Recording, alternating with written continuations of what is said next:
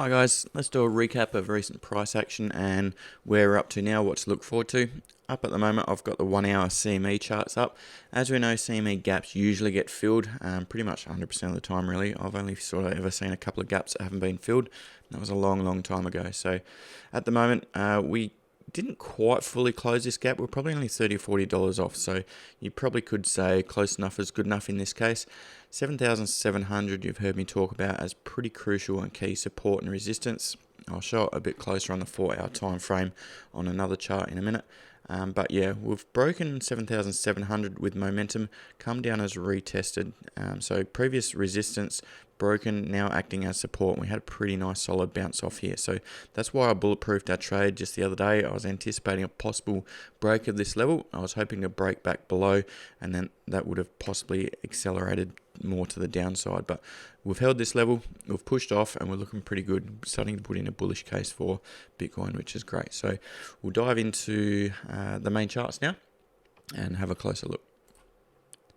Got the weekly chart up now, and Thursday we were looking pretty good to reject this trend line again, and we're also price was actually moving below these two EMAs here, so we're possibly starting to form what looked like an EMA cross right about this region, right on this trend line. So due to the wick on this candle and lower time frame price action, I was quite interested in shorting this and looking for that to reject and start heading down to around the 6,000 level. I was anticipating some wicks similar to this, what we've got here, rejecting the level and heading south. But at the moment, we've pushed off 7,700, and at the moment, price is traveling above this trend line here. So we've only got a couple days till weekly close. It's going to be interesting to see where we end up. And if we can close up at 8,500, that's going to be a bullish engulfing candle, a clear break of this trend line, and it's going to be interesting to see where we go. We could really start moving north from here.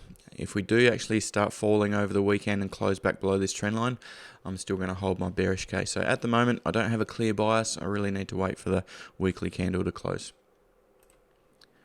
I've got the daily chart up now, guys. This actually shows a 7,700 region. It's more of a zone, which is pretty strong. So we've broken, got plenty of support here, false break, and now we had a break and retest to the downside, multiple tests and rejections here.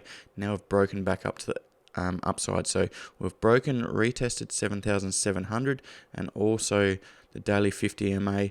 This trend line here has now broken and pretty close to a retest as well. So this consolidation level could start forming a bull flag or a pennant, a consolidation level before having a crack at 8,600 and beyond. So pretty good price action as far as holding a bullish bias goes. I'm not fully convinced yet. I want to wait for the weekly close, but we're looking pretty good here.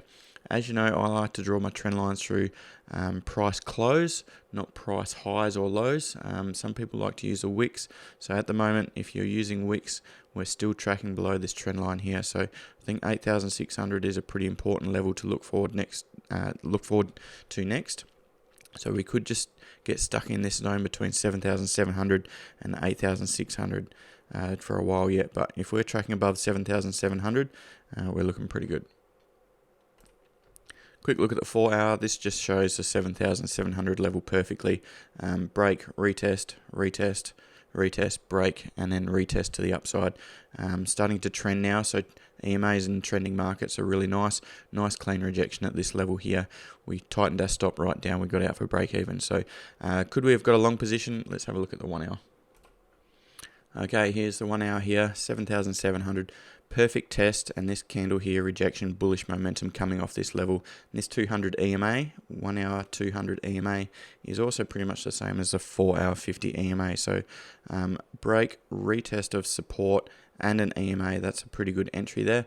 Why we didn't take it, I was anticipating this to break due to the weekly candle. I always hold much more weight and bias on the weekly and daily time frames and lower time frames.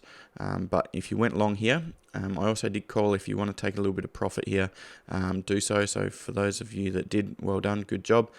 This was our entry here, not the cleanest of entries. I like to enter after a pullback. We didn't get a pullback here. It just sort of slid once we crossed this trend line with momentum, this bearish candle here. We jumped in.